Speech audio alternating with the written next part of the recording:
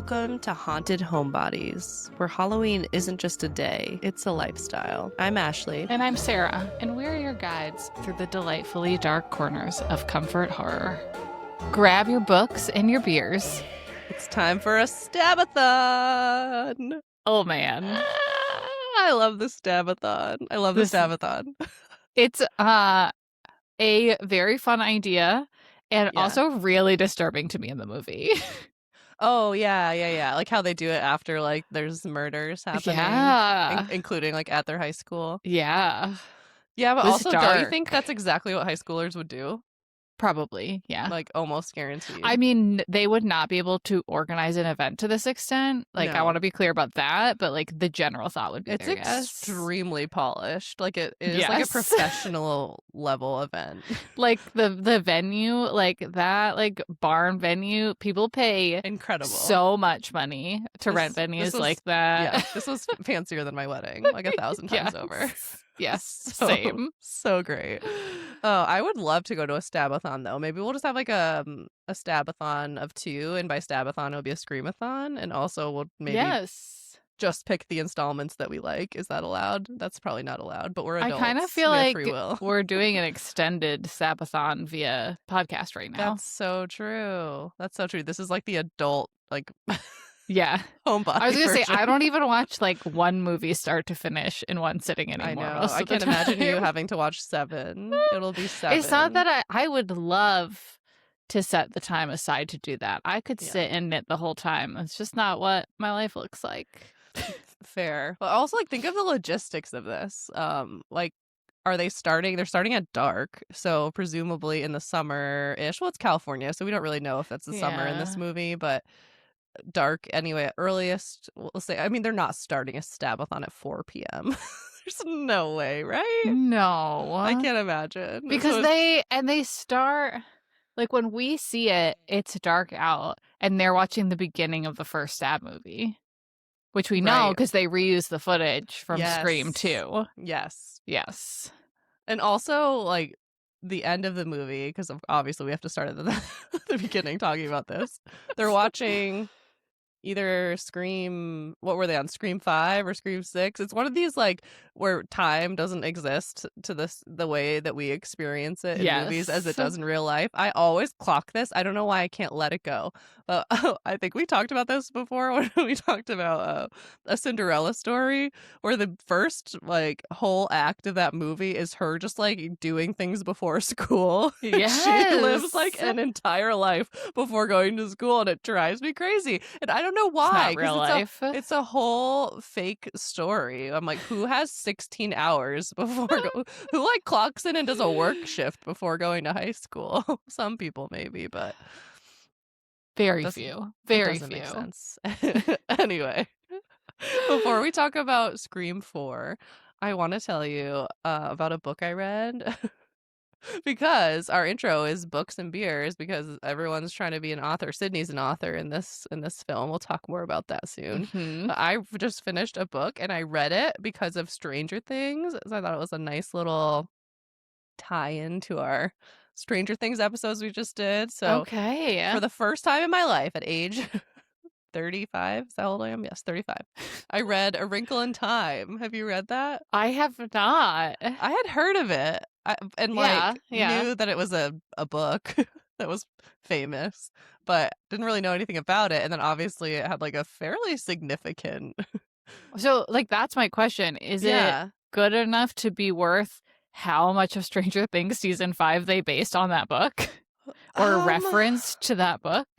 It's definitely, it's like old-timey, right? Like, you know how books, I don't know when it was published. I want to guess like 50s or 60s. I could be way off. But it has that kind of like Chronicles of Narnia vibe, that very like formal language, above board, like Chronicles of Narnia had like very like Christian undertones, you know, just kind of that like, it wasn't like that necessarily, but more just like this like wholesome level of action Okay. an adventure, if you know what I mean. Like the stakes are, life and death, but like nobody's gonna die. Like nothing really Like that like Stranger dramatic. Things. It was progressive in the way I think that it like discussed science and like Okay. children being kind to each other and friendship. I don't know Okay. exactly. It didn't like blow me away like as a first time reader as an adult, but I think I would have to like do more research into like the time period and like the meaning and the author and what her story was, and Okay. kind of like dig into that to like really fully appreciate it. But I did think it was a really sweet story.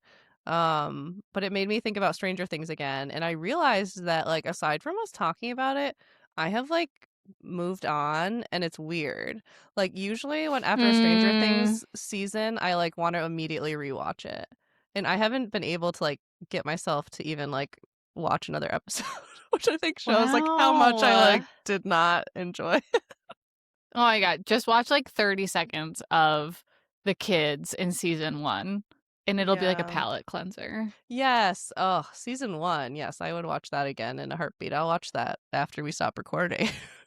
I know. It's perfect. And you can watch it on its own. It is its I own know. independent story. I know. I Really. think that just has this like level now where, I want to keep going, and then I know Yeah. now like before I would go and I'd rewatch the series and I get through season 4 and I just be like, "Ooh, I wonder how it's going to end." Yeah. And now I'm like, "Oh, I know And how it's it's going to over, end." and that's Yeah. sad.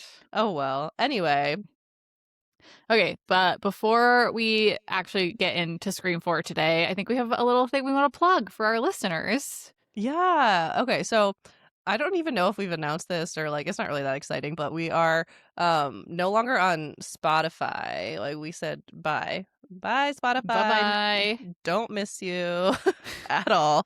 Um but we're now on Substack. We've always been on Substack and like all other platforms, like kind of wherever you listen, but we're hosting on Substack, and we're trying to get more into content and more episodes and everything this year and going full board 2026 haunted homebodies. Woo!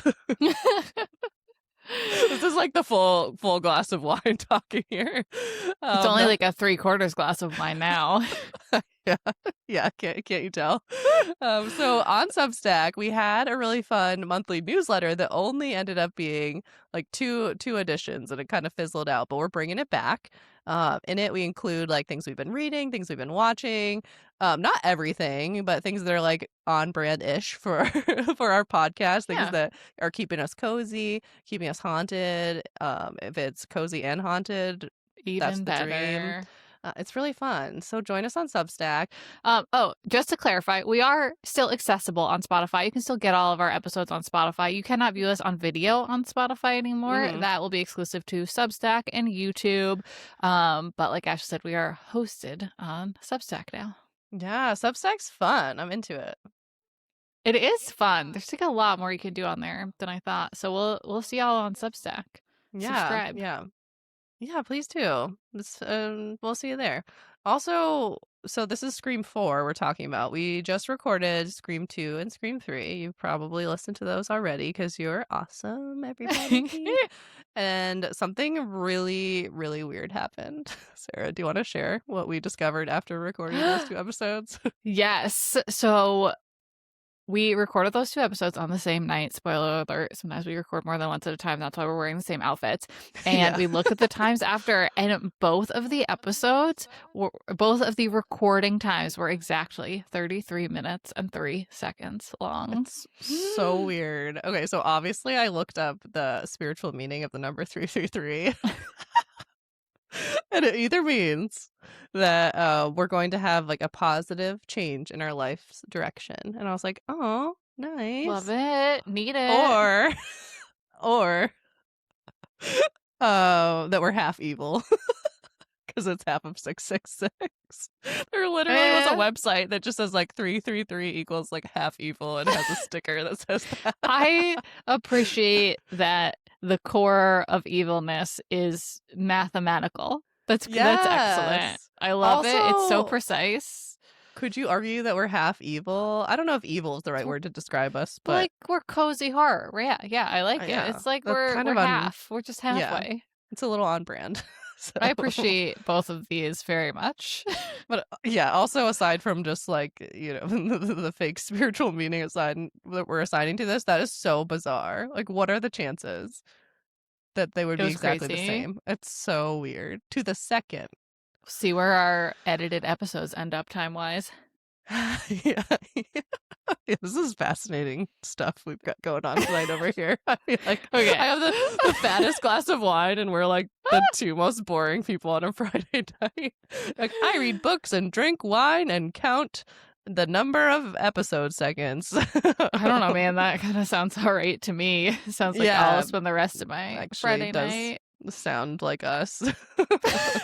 Okay, but I am excited to talk about Scream 4 because I feel like you have a lot of thoughts on this movie, and I had so many fewer thoughts on this than There were no previous notes from you. Scream movies. That's not no true. Notes. Well, no, okay. No notes compared to your normal. There were like 5 notes. I know. 5 notes. I wrote like so it just didn't. I looked at your. I am looking forward to my opinion being changed based on your level of passion about this movie. I literally looked down at your bullet point section and I was like, oh, she didn't like it. She didn't like it. I could just tell.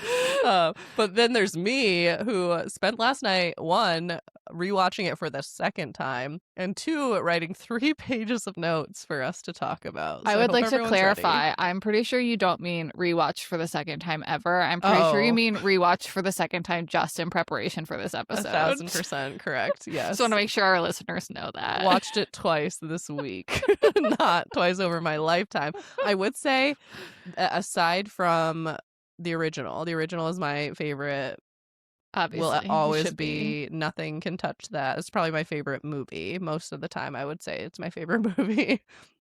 Scream 4, I think, is the runner-up. I don't know if it's the runner-up in terms of like my next favorite installment. I don't know. We're gonna work on solidifying that opinion by the time we're done working through the franchise. But it's definitely the one I've watched the most, and there are reasons why, which I will get into. We'll hear it. We'll hear it. But first, should we intro it first? Yeah. Well, let's intro it. Do you want to go through it? Let's. I won't have anything else to say, so I might as well do this. I'm just kidding. I'll have more to say. Scream 4 was released on April 15th, 2011. Ashley, I believe you had a little memory you wanted to share. You don't want to read this. Release. I saw this sucker in theaters when I was in college. Shout out to Allie, my horror movie bud, if you're out there listening. So yeah, I wrote 11 whole ass years between the 3rd and the 4th film. That's how long we had to wait. Although I didn't have to wait that long because I watched the 3rd one, probably all of 3 of them, like the year before this one came out. I had to wait 1 whole ass year. I love when that happens, though. I know. It was great. I was like, just got into Scream, it. and then it came out like, I don't know, probably that year, and it was amazing. I got to see it in theaters. That's definitely part of why I like this one so much, because it was the first Scream movie I saw in theaters. I was in college. You know, it was like totally that like a time you look back on as like, oh, it was just so fun and free, and free in terms of like I'm not tied down by all of the responsibilities I have now as a adulthood is terrible. It's a whole sitch. Cheers to our 30s. Anyway, Scream 4 is rated. This is higher than Scream 3, I believe. 6.2 out of 10 on IMDb. And on Rotten Tomatoes, we've got a 61% audience score and 50% for critics. Feels right. That feels right. I think that's fair. I think this is like a slightly above average film.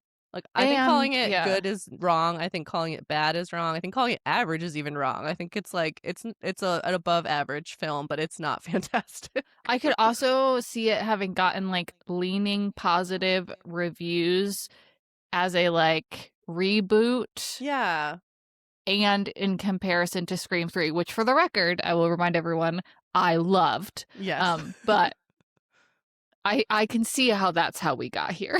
I think it was a quality. Okay, so I don't think a lot of people like this one on the internet. I'm not sure. We'll have to ask other people to weigh in. I don't think it's like particularly popular, but personally, I think in terms of franchise installments, it hit a lot of good notes because it was still like on brand and celebrated a lot of the things that like work for Scream and like worked with that, but still had some like original elements I felt that were like different enough for a fourth movie to still have it be like kind of interesting and original in some ways. It had other limitations as well that we'll get into. All right. Well, at the time of this recording, it is currently streaming on Paramount Plus. Yes. Yeah. Or it's on DVD, which I watched it on. So fun. So fun. I've owned this movie for a very long time, longer than I remember. It's so long that it's in like a CD like booklet. You know, it's not even in its case. Wow. I don't have its case. It's in like a CD booklet. I never did that to my DVDs. I always kept the cases, but I don't even have a DVD player now. So who am I to talk? Yeah, step off your high horse there, lady. Yeah, I gotta get a DVD VHS combo. You do. I have one. It's fantastic. Yeah. Except for now they're like trending and they're kind of hard to get. Like I wanted to get like a CRTV, you know, like with the built-in either VHS or DVD player. They're like impossible to find. Not impossible, but they're harder than you think. I think because a lot of people got rid of them, and then now they're just like not that many because they don't make them obviously anymore. And also they're just like kind of a hot item, so they'll sell for like over $100 consistently for the little ones, the little screen, like 10-inch, 13-inch. Yeah, I wanted to get one for my kitchen, which is like a very like hipstery internet trend thing for me to do. But I love it, though. Technically I did want to do it before the trend, and then the trend just makes me want to do it harder. So I am both hipster myself and follower as well, if that makes sense. Not really. Instead of asking everybody to submit to our Buy Me a Coffee, maybe just if anybody wants to send Ashley one of those, that's I'm just kidding. Can you imagine? I've looked at them and there are some on like eBay and like Etsy and stuff, and the shipping is like $100 itself. So you can like get one for $100, and then you have to pay like $100 to get it shipped to you. Sounds right. We'll see. Maybe Facebook Marketplace will come through for me in 2026. Fingers crossed. I hope so. All right, I think you have a game, and I'm so excited. Gosh, I do have a game. I forgot. I was like, what did I want to start with? Okay, so this is our first game of 2026. Woo! All right, so hopefully you were watching Scream 4 really carefully, but also hopefully I have enough notes here to refresh your memory, because I prepared for the fact that maybe you have not seen this movie like 15 times like I have. Seen it once earlier this week. All right, you're smart though. You'll remember. Okay, so you all know that Scream is known for its iconic opening kill scene. This is the thing. Yeah, someone's gonna get murdered at the beginning of Scream. It's probably going to be, you know, a well-known actress at the time. Yes. Also, so the thing that Scream 4 does that I think is relatively original compared to the other 3 installments is that we get not 1, not 2, but 3 sets of girlfriends for the opening scene. So maybe a little much. Maybe a little much. Yeah. Or just enough. Depends on who you ask. Okay. What we're gonna do. This was, and also like star-studded, yes, especially when you consider the time that this was released. So what we're gonna do is we're going to cast ourselves as each of the friends, right? So there's two, and we're gonna pick like I would be this character, and you be that, based on their personalities. All right. And then we're gonna see at the end, like we'll each have a score for who dies first. Oh, okay, cool. Who dies first the most? Because Sounds I great. kind of already have an idea in my head of who's who. I just want to see if you agree with me also. Okay. Okay, so our first opening, our first false opening is we have Lucy Hale as these names. I had to look them up. I'm like, do these characters have names? Okay, anyway. So I didn't know they had names. Lucy Hale. We hear a couple of them. Lucy Hale as Sherry Marconi and Shanae Grimes Beach as Trudy Harold. So Shanae Grimes, she is like she's flirting with some guy on the internet. Lucy Hale is the friend who's like, it could be anyone we know, and opening the door. Well, Shanae's like, please don't open it. Like, why are we like voluntarily unlocking and opening the door while someone's Facebook messaging us that we're gonna kill, that we're gonna get murdered right now? So which one do you think you would be? Which one do you think I would be? Well, thankfully there was not much of an internet on which to flirt on when we were in high school, but I do think that character would have been me. Yes, 1,000%. 1,000%. You would have been the one flirting. I don't think that you would have been the one like getting catfished. Like, I feel like you would have maybe been a little more discerning. But the internet was new. Like, we didn't. True. I don't even know if we knew about catfishing until like the show Catfish came out. Like, if you didn't know someone who got catfished, you wouldn't really know that was a thing that people did. It's very true. It's so true. We're not talking about the time this movie was set in, by the way, guys. We're talking about our lives, our high school lives. We are putting ourselves in their shoes. That is true. That is true. Recognize this came out in 2011. The internet was a big thing.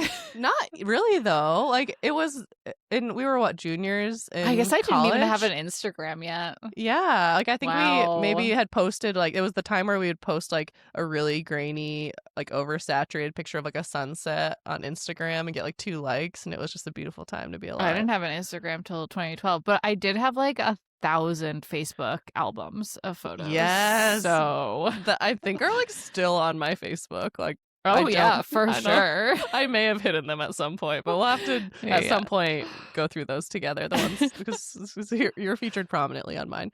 Okay, Same. so we agree. So you are Shanae Grimes Beach. I am Lucy Hale, and unfortunately, you die first. Yep. But I am soon to follow. Okay, so that's 1 point for Sarah. Do you win or lose if you die first the most? That I didn't determine. I'll have to see how we feel at the end. Yeah. All right, so next up for our second false opening, we have Kristen Bell as Chloe Patterson. The fact that these two got names is absolutely wild. Silly. This was like a 10-second scene. And then Anna Paquin as Rachel Barnes. So Anna Paquin, she's complaining about franchises and how they regurgitate the same shit over and over again. She hates things that are boring and predictable. Kristen Bell likes slashers. She thinks they're more scary. Like something that could actually happen. There's a really fun moment where she says snap right as Anna Paquin's character pops open a can of something. I think that's really a fun moment. And Kristen Bell, I should say, is also someone who hates people who talk during movies, so with a passion. Who do you think is who in this scenario? This one's harder for me because obviously you love slashers like a lot, and so that is where I'm gonna end up. And I also did complain a little bit about regurgitating the same shit, like literally 2 minutes ago. Yeah. However, I have very often felt the urge to stab someone who talks during movies. So yeah. I thought this one was hard for me to give up. Totally. I thought this one was a little less clear cut, but I still think at the end of the day, I'm Kristen Bell and you're Anna Paquin. You've killed me. I stab you in the stomach unceremoniously. I will say the first time I saw this, I was shocked. I wasn't expecting that. I wasn't expecting the two characters, like one to stab the other one. It was good. I did like that they threw in a little bit of something. Yes. Okay, so then we get to our actual opening. I also in theaters at this point was like, when is this gonna stop? Like, when is the movie actually starting? Eventually you realize, okay, this is the movie. It's happening. So our last two opening girls are Britt Robertson as Marnie Cooper, aka Marnie the Carney, which is so mean. Like, what a mean nickname, but it's like really funny. And I don't like know what she did to deserve that. Anyway, Amy Teagarden is Jenny Randall, aka the dumb blonde with big tits, who actually, and then she's like, actually, I have a 4.0 GPA and a 136 IQ, asshole. So, okay, Britt Robertson. She doesn't appreciate dumb, illogical horror. She's the friend who's obviously teased and tormented by her demented, slightly meaner bestie. I don't know if you're catching on to my notes here, kind of leading the witness this one here. Feels a little easier.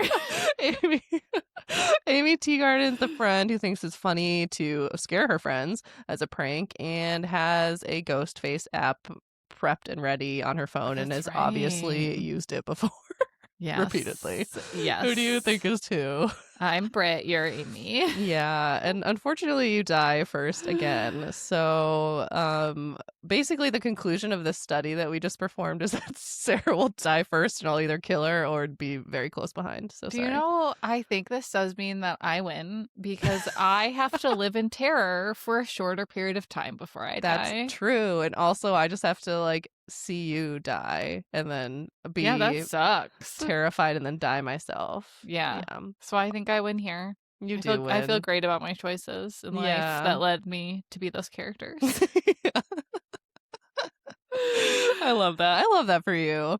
Okay, well, what did you think of this opening? You said a little bit much, the 3. Yeah, and I think maybe it's a first-time watch thing. Like you said when you were in theaters, you were like, how many times are we going to do this? And I was similarly like, okay, like, oh, that was the fake stab movie. Oh, we have more stab movies. Yes. And like, yeah. It was I didn't love it. I liked the Kristen Bell, Anna Paquin twist, but yeah, I agree. I think that it was interesting, but also the like meta discussion that the two get into after the 2 false openings about the 2 false openings never made sense to me. Like I actually like tried to think it out. And like be like, how does this work? Which they discuss, you know, being like, it's illogical. That's what like Britt Robertson says at one point. But I'm like, it's not just illogical. Like I literally don't even understand what's happening, like logistically, not even logically. So that always bothered me a little bit. I will say, watching it in theaters for any movie, like this is part of why I love going to theaters too, like so much as well, is because you're going to like it more and have a better experience, almost undoubtedly, because you're in the moment. You have the huge screen, you have the people around you, you have the great snacks, which is amazing. And it just like the intensity and like it's like it is an experience. Whereas like watching it at home, like you're probably like on a Tuesday and you might have like split it up into 2 parts knowing you. That's just different experience than like being, you know, a 20-year-old in college and like watching it at the local movie theater. Like that's just obviously going to like ramp it up a notch for sure. I got through all but the last 15 minutes of the movie before I had to stop and start the next day. You stopped it at the last you couldn't watch 15 more minutes? What came up? I got past the twist. So at that point like, they were just gonna wrap it up. I don't know. Life. Something happened with life. That is dedication, or I don't even know what. Okay, so then we get into the meat of the movie. Sydney is a self-help author. What do you think of this? Would you read her book? Probably, because it feels like a healthier way to engage in like true crime voyeurism. Oh, right. It's like somebody who has agency. She's telling her story. Like it feels less like you're taking advantage of someone. She's benefiting from it, but you like still get the like true crime fix. Oh my gosh, I didn't even think about that. But also knowing Sydney's character, she's probably not giving any good juicy deeds. That's a good point. It may just be. But if she is retelling her own story, then like that would be a really, really good book. And then talking about like how she came out of it, that would, maybe. Yeah.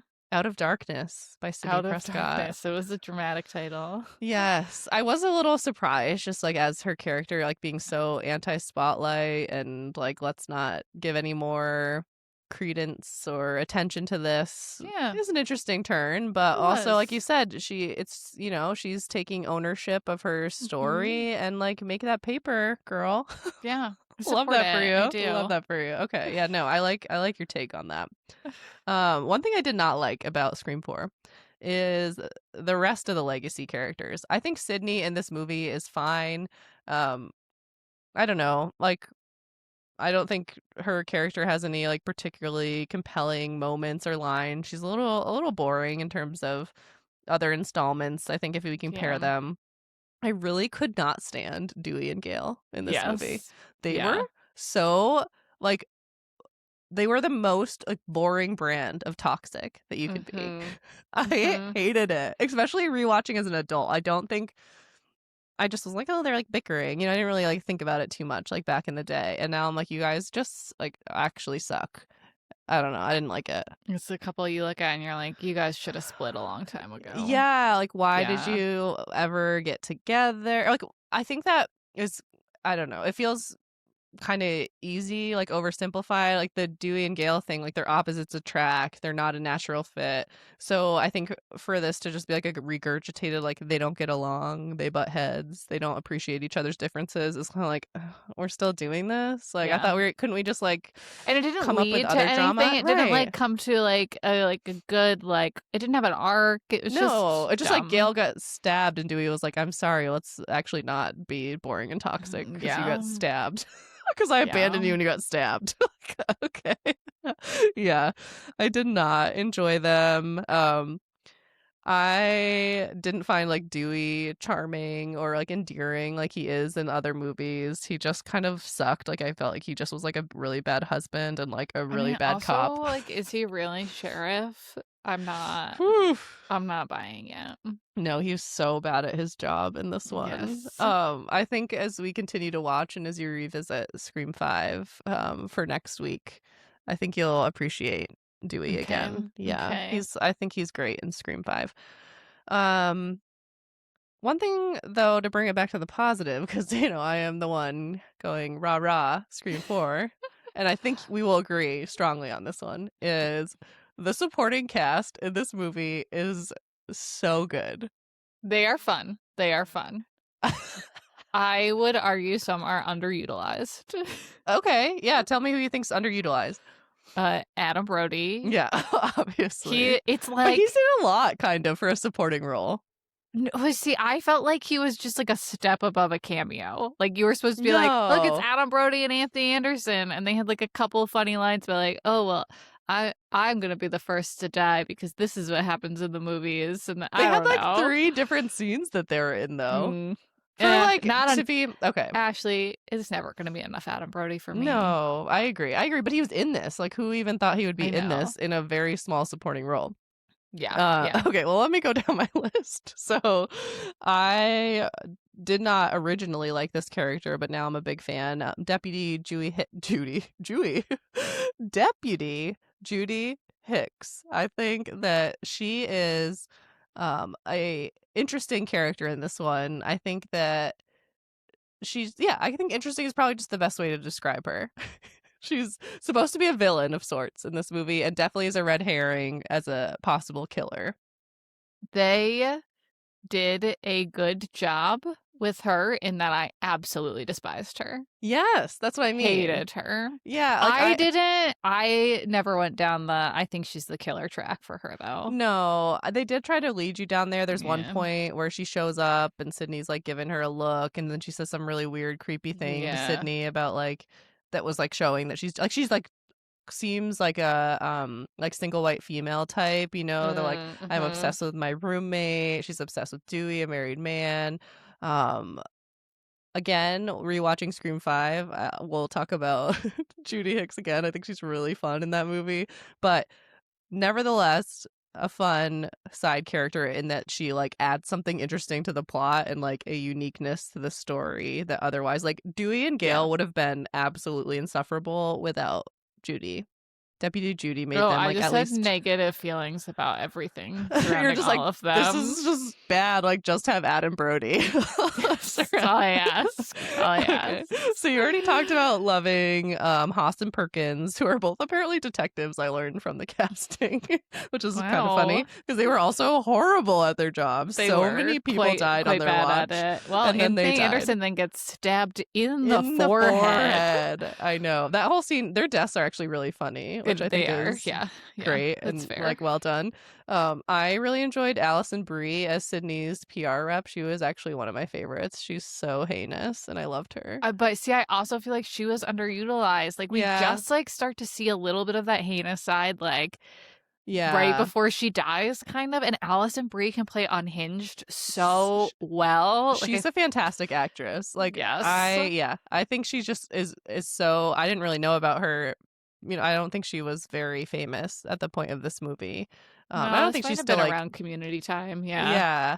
I'm not sure what came first, but I don't think she was too well known. I didn't know about her, and again at the time I was just like, she's really annoying. I don't like her, but I appreciate her as a character.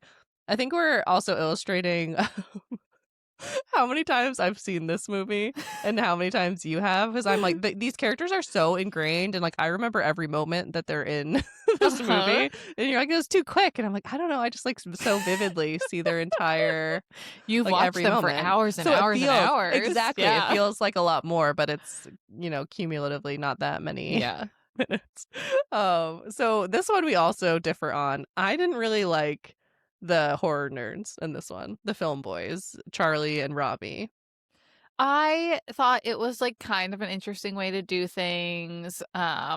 First of all, whichever one of them was not played by Rory Culkin, who had the camera thing. Robbie, yeah, had the camera. Way ahead of his time, documenting his whole life and putting it online. This is what we all do now. Not us. Now we're in our 30s. We're too cool for it. Yeah. But everybody else. We pre-record it and edit it. Yeah. Good point. That's a good point. But I love Rory Culkin. He is in so little and he's always so weird. And I appreciated that. I liked that, like, we still had another audience stand-in a la Randy, although like a very different take than Randy, but he still like knew all the things. So I appreciated them. There was no part of this movie I absolutely loved, so I also felt just positive about them. Fair enough. They were fine to me, just didn't love them. I think because also like I just love Randy so much that it was like, ugh. That's this is what we have to deal with now. Yeah. Most people love the last character on my list, which is Hayden Panettiere as Kirby Reed. She was good. She was really good. I will give her that. Yeah. And I think it was a pretty good performance. I feel like she was pretty solid in this. I don't remember too much of her other work. She was definitely like teen queen in Hollywood, but I don't remember her doing any like serious work. But I thought she was like solid in this. She was good. I liked her character. It was interesting. Yeah, she was multifaceted in a way that many of the other characters weren't. She was a believable as like an actual human being. Yes. Which for this film was like may have been the only one. Yeah. And she also was obsessed with horror and had lots of banter, and there's lots about that, and I just she was cool. She was fun. Yeah.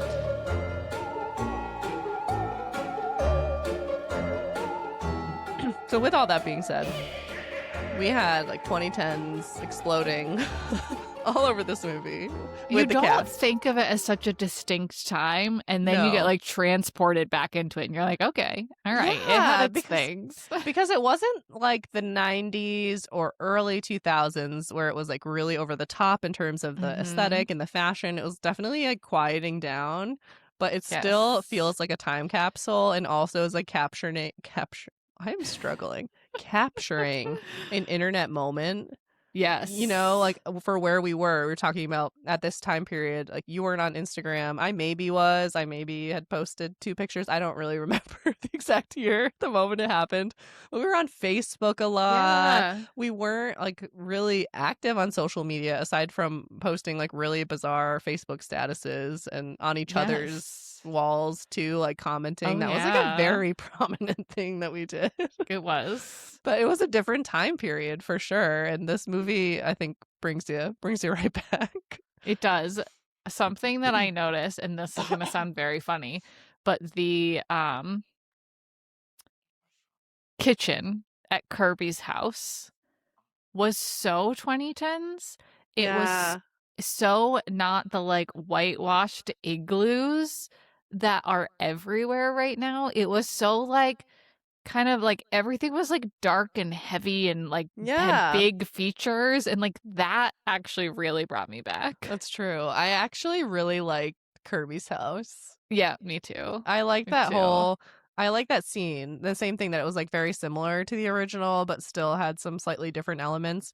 I think this movie was a real mix of being like kind of fun and silly and over the top, and then also just like, was this also just kind of like boring and nothing that, like the Stabathon I thought was really fun, but it's like otherwise like a very basic kind of premise and plot line. And thank you. Yeah, it's not like that. Wait, but I don't want to bring you down on Scream 4. I want you to bring me up on Scream 4. Well, I mean, let's just be real. I still think it's like silly and fun. Like I think they go over the top on certain things, and like I said, it's mostly just like I think nostalgic for me and comforting. Like that's the comfort factor for me. But I don't think it's like a compelling story. That's like, what a ride. I also don't think they dialed up the camp until the very, very end, which I believe we will talk about a little bit later. But like, I live for camp, and nothing's campier than Scream 3. I thought it was pretty campy. Like the way that Haas and Perkins die. I mean, some of the gore is like absurd, which we're also going to talk about later. But wait. We're getting into Act 3. We're getting towards the end. The twist and the final shebang. I don't know. That's the only word I can think of right now. I want to, for the second time in podcast history, I did this to you when we recorded Scream. Yeah. I want to give you the ghost face quiz that Kirby gets and see how you do. All right. Okay. I'm not going to do as well as Kirby. Kirby killed it. Kirby did really well. I don't even know how to recreate the last thing she did, so we'll just talk about that. Okay. So, warm-up question is, name this killer's weapon. Okay, so Jason's weapon. Is it like a machete? Yeah. Yeah. Also, okay, like several are on my shirt. That's helpful. You can see it. Great. Actually, I love it. I didn't even plan this. This is a perfect shirt to wear. Your wardrobe just goes with this anyway. It just naturally does. Okay, so Michael Myers, what was his weapon? Knife? Yeah, that counts. Butcher knife. Yeah, the big knife. Butcher knife. Yeah. Leatherface. Chainsaw. Yes, girl, you're killing it. Freddy Krueger. Creepy nails. Claw nails. Claw hands. Those are I don't even think I've ever seen that movie. Oh, we gotta watch it. Yeah. I don't even like it that much. It is Wes Craven though, and it's like it's his big movie. It's fun. Okay. Name the movie that started the slasher craze. Halloween, Texas Chainsaw Massacre, Last House on the Left, or Psycho? Okay, I can get as far as telling you this is a trick question, but I don't know what the answer is. But the answer is none of the above. Yeah. I think I win. Roger L. Jackson says, none of the above. Peeping Tom. I don't remember the rest of the details. I didn't write them down. That's right. Banked on remembering. Okay, and then her last question. So she's like, no, please. Also, that's not fair. That's so lame. We know that after the fact that this is Jill doing this quiz. It's true. Which I also think was weird. Apparently she's like a super horror aficionado too. But anyway. That's a good point. That's never like credibly established at any point. No. But we're going to talk more about Jill because like we've got to. Yes. The last part when Kirby like begs for a redo, give me one more chance, because like obviously this is all like fair and we're being ethical and we're playing by the rules, but whatever. She's never been terrorized by Ghostface before. She doesn't know. She has watched all the Stab movies. That's true. Okay. You're like rescinded immediately. Okay. Anyway, not that those are all true to life. We're probably at least one of them. I don't remember what they established. So Ghostface says, name the remake of the groundbreaking horror movie in which the villain, and then she just starts naming. She's like, Halloween, Dawn of the Dead, Amityville Horror, and names like, I don't know, like maybe 20 movies. It was so impressive. Iconic. So good. Yeah. And then she's like, I'm right. Okay, and then we get our first killer reveal. Charlie makes a move and stabs her right in the gut. It was a good line. It was. No, I didn't. I thought the whole Charlie Kirby thing was interesting and a good little side plot line. Yeah. Yeah. Just And then for he the killed audience her. who hasn't seen Scream 4 anytime recently, she tries to get him to make a move. He doesn't make a move. And then before he stabs her, he goes, "That's how you make a move." Also, she had just like made the correct call, obviously, to not let him in. Sydney's like, if you can't trust him completely, like they kind of have barricaded themselves, like don't let him in. And so that's how, and so she feels really bad because she's like a nice normal person for not letting him in, and then he gets tied up, which is fake. He's revealed as one of the killers, but then we also know someone else tied him up, so there's got to be a second ghost face. And I have already spoiled it, but we find out after. Does she stab Sydney or she just approaches Sydney? I can't remember. I know she stabs Sydney like right towards the end. Yeah, but I feel like she's revealed before she stabs Sydney. Yeah, I think so. I So don't she remember. pulls off the ghost face mask. We find out that it's Jill. I didn't see that coming. I didn't either. I actually thought that was a good twist, which I don't necessarily need a great twist at the end of a Scream movie, but like I thought it was interesting. Yes, I watched it carefully this time to try to be like, is she like breaking character? Is she slipping up? I mean, they work, I think, very hard to make sure that like we can't tell that she's one of the characters. Which is something else that like kind of makes the movie a little boring, because Emma Roberts is another one who can play unhinged so well. Yeah. And you don't get it until the last 10 minutes of the movie. Yeah. Because she's trying to hide that. And so she's just like wasted for most of the movie. Yeah. She's like, the three of them are pretty, I don't know. They're not that boring. Like Olivia, what's, I can't think of her name. Jill. I literally just said it. Olivia, Jill, and I think I'm getting confused because we're like going back and forth between the characters' names. I can only do actors' names. I don't know any of these characters. Kirby. Yeah, the three. Kirby's a great name, though. It is a good name. That. Yes. Jill then like absolutely loses it. Yeah. Which is where I like really start enjoying the movie. This is where I think the camp gets dialed way up. Like, it is. I loved the end here. Before we talk about that, really quick, something that this movie made me think about that I also thought about with the first Scream is like, do we not feel even the slightest bit bad about killing our friends? Like, obviously, you don't care about them on a deep level, but like, these are all people that they've like hung out with presumably for years. Like Charlie killing Robbie, I'm like, this was what we'd think. Like, you guys were like seem like best buds, you know, and you just like basically take out your rage on Trevor and like not be able to like hook up with Kirby and just stab Robbie. Like so aggressively. You don't even feel a little bad, and then stab Kirby. Like he clearly was a little torn up about that one. He like walks away. He's like all kind of. He like clearly likes Kirby, but I buy it more in the original Scream because like Stu and Billy. Help me out. Stu and Billy, they're both like kind of dicks in their friend group. Like it doesn't seem like they have like super close friendships and all that. But I'm totally with you for this movie. Like Olivia, So I don't remember if it's.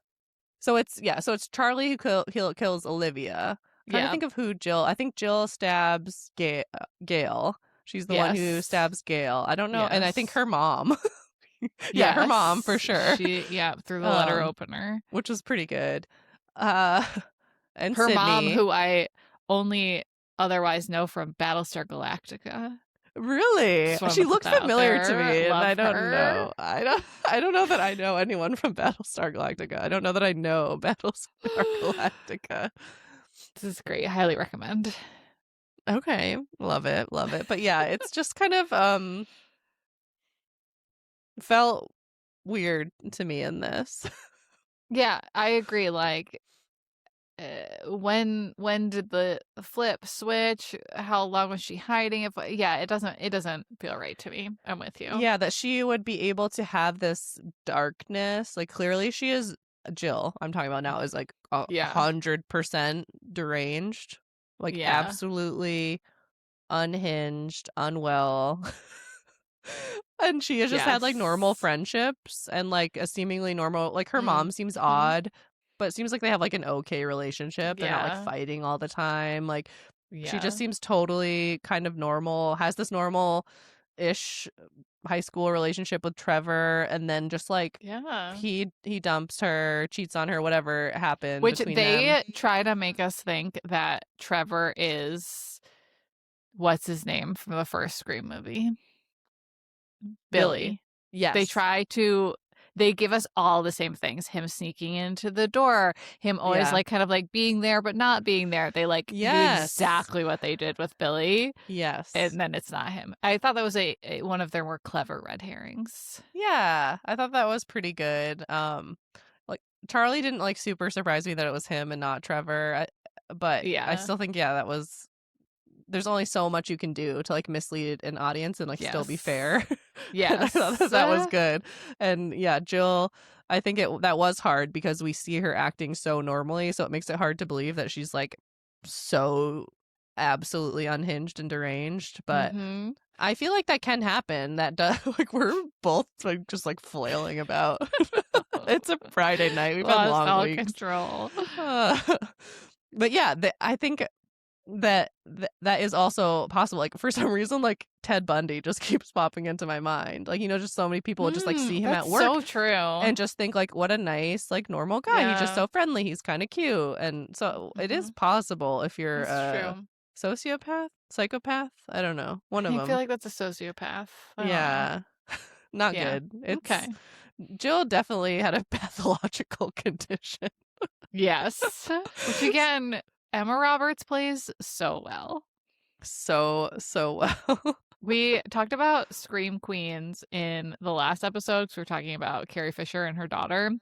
But Emma Roberts also in Scream Queens. We must cover that on this podcast at some point. Oh, yeah.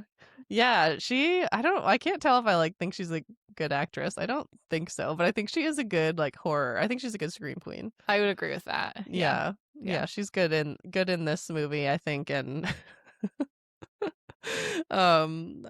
sorry, I'm just reading through my notes, and there's like a very bolded line. Okay. This apparently, I don't know why I put this thought like in the middle of like, oh, we're kind of like going through the plot, and then I'm like, wait, is this movie cozy or not? I just like, I feel like I need to have a quick sidebar conversation, since we are cozy horror, and like Scream inevitably is cozy horror because of just the franchise, the nostalgia. Like it just got enough factors going for it. But I think that this movie, like you said, it could be interpreted as campy or not. I think through some of the parts.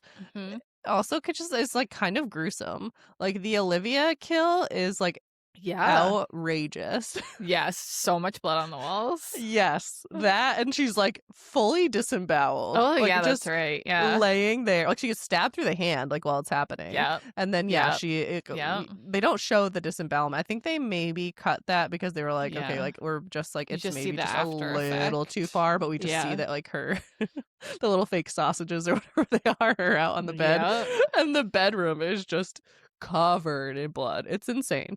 And then we get this line after it. Well, Sydney's talking to him and he's taunting her. Ghostface is taunting her. This line has lived rent free in my head for what now? Like 15 years, give or take. Okay, I gotta get my composure before I try to deliver this. He says, I'm going to slit your eyelids in half so you don't blink when I stab you in the face. What? Yeah, that was intense. Who comes up with that? That is like... yeah, unhinged. I'm going to slit your eyelids in half so you don't blink when I stab you in the face. Yeah. Like, what amount of vitriol must you have for this person that you say that to them? That is so unhinged. I actually love it. I love it. It's insane. I'm with you. To answer your question of if it's cozy, which seems hard to argue for after you read that line out loud.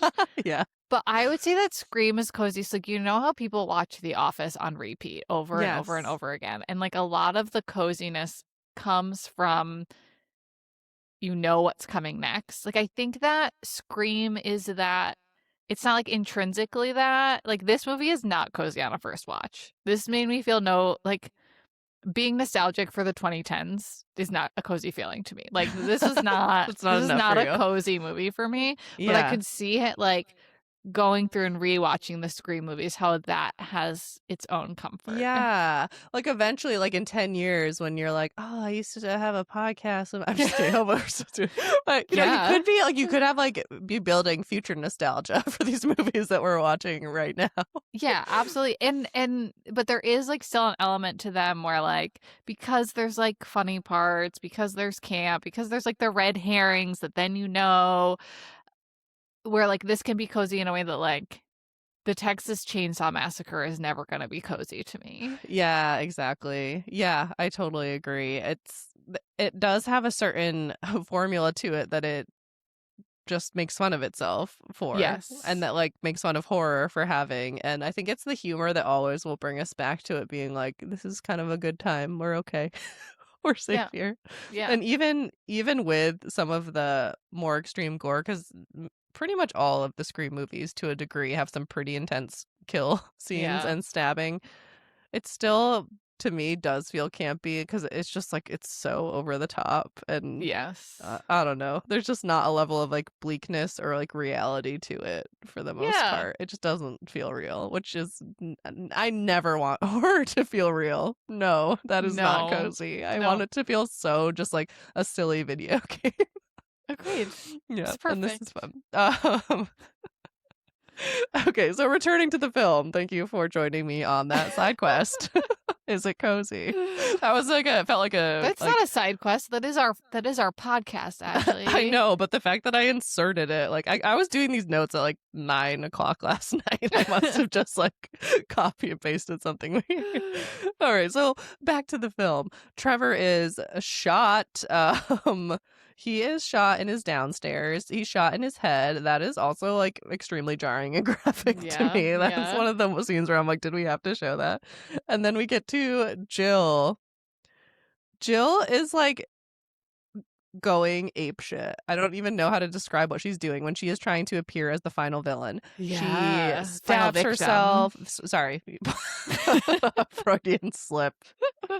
The final victim. So she has takes Trevor's dead hand, rips out her own hair, claws Yeah. herself in the face with it. She does the most hilarious half-ass attempt of like wiping off the gun. Yeah, I don't know if you clocked know. that. She's like, do. Okay, yeah, wiped my prints clean. It's all good to go. Also, isn't just wiping prints suspicious, Jill? Anywho. I was thinking the same thing. Like, especially when the guy is dead and the gun is right there. Like, anyway. Yeah, Agreed. I think she does maybe put it in his hand. I don't know. Yeah.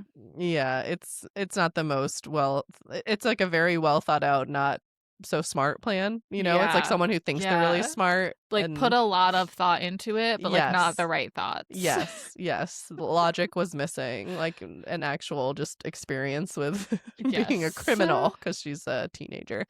She like throws herself into like a piece of art with like a glass frame or something, or a mirror. I don't remember which. Yeah. And then like catapults herself into a table. Like, it is absurd. I mean, she also like pushes herself onto a knife. Yes. She just like keeps like, you keep being like, oh, now she's done. Oh wait, now she's done. Like, she just keeps going. Yeah, it's true. It is absurd. One thing that I actually noticed for the first time on this watch that I hadn't noticed in any other watch is we find out the killer is Jill, and we know that Sydney and Jill are cousins. Mm-hmm. It doesn't seem like they're particularly close, but close No, enough. they hadn't seen each other in like 15 years, Jill said at the beginning. Yeah, like, but you know, familiar, family, whatever. Yeah. So we're revealed that the killer is Jill, and then Sydney just is like upset and then just like allows herself to get stabbed. Yeah. And then just like bleeds out. This is not her Sydney. style. No. No, because we see, and you could be like, oh, it's like it's family. She's shocked. She can't believe Kills it. her She brother doesn't. in the last movie. Yeah, exactly. It's literally her half brother, and she is like, sorry, dude, like you killed all these people and you're trying to kill me. Like, I have to end you. Like, Yeah. I have to. I will not hesitate. Yeah. And she just doesn't do anything. Like, Jill just stabs her and then she just lays there. This is our lamest Sydney. I think so. She's just kind of apathetic, I guess. Yeah. She's just like, I don't know, wrote her self-help book and now she's like, peace and love. And like for a little while, I thought after Jill stabbed her that she was like faking being dead. Like she was like playing dead. I thought that too. But like then it kind of seemed like that was not it. She wasn't faking she like she almost just, like, died. passed out. Yeah, she like almost from died. a single stab wound. Right, which is possible, I guess. It is very true, yeah. Yeah, I mean, it's possible. She's just, like, been stabbed a lot of times. But right, yeah, for Sydney, that's like a rookie number. Like, come on, that's not even going to slow her down. No. So I thought that was weird. Yeah. But then we see the old Sydney return when we get our true finale and our first hospital scene in Scream. Oh, that's so true. I think, right? There's no other. That feels right. Yeah, I don't think there's any. I do blend because I've seen them all so many times, but I don't think that there's been a hospital scene. What are your thoughts on hospital scenes in horror? Because I have some. Oh, I feel like I never trust what's happening. It's so unrealistic. I actually enjoy them because it's just like it immediately is like campy to me. There is never a staff member to the audience is for Scream 5. That's yes. Yeah, this will not be the last hospital scene in Scream. But like, why is there never any staff? Why? Yeah. This is the ICU. Hospitals are crawling with people everywhere. You can't get away. And they're so noisy. They are well lit. Like Sydney is in the ICU. In many ICUs, there are no like walls or doors because the patients need to be monitored so closely. Yes. Usually it's a ratio of 2 nurses to 1 patient. Instead, she has the biggest hospital room of all time all to herself. It is literally like a ballroom. Yes. And people are being shot, screamed at, stabbed. No one's coming. Yeah. No one's coming. With all that being said, I still thought it was just like a funny, silly scene, and I like how everyone got involved. Deputy Judy comes back. She has like a little hero arc at the end and kind of saves them. Gail comes back. She kind of discovers that Jill is the killer. Like Dewey still hasn't figured it out. Dewey still has no idea what's going on. Dewey's like, Jill, it's gonna be okay. Yeah. He didn't clock her reaction when he said Sydney's gonna make it. She literally looks like she's gonna throw up. Yes. Like she's lost her whatever mask she was wearing to try to play it cool was not on in that moment, but he didn't clock it. Or if he clocked it enough, at least where Gail like asked him like, how did she know I got stabbed in the shoulder? And he's like, oh. Yeah, he did get that right away at least. Yeah, so, and then gets knocked out by a bedpan immediately. Dewey. He's just the worst. I do like how they killed Jill though, or how Sydney did. Yes. That's good. A little different. I like how they played it too, where Gail says, can I have just one final word? And Jill's like, what, please? She's like, no, clear. She's like, clear. And then Sydney's on clear. Her head. Yes. It's good. The paddles, that's what they're called. Paddles. The right paddles. On her head. Yes. All the way up to 300 joules and zoop. Got her. Yeah. And then, of course, she comes back and they always do. They always do. Good line from Scream. Yeah. You're a franchise girly now. I am. I mean, I've seen 5 of the 6 movies that already exist, man. You're a Scream queen yourself. Yeah. So, mixed bag. Yeah. It's just become like in my comfort watch repertoire. It's one of those movies I saw in theaters, had a fun time, love Scream in all of its glory, all of its ups and downs. That's just me to my heart. So it's made its way into my comfort rotation. It's not one that I watch super frequently, but enough. So yeah, I think a solid sequel and moderately cozy horror film. Yeah.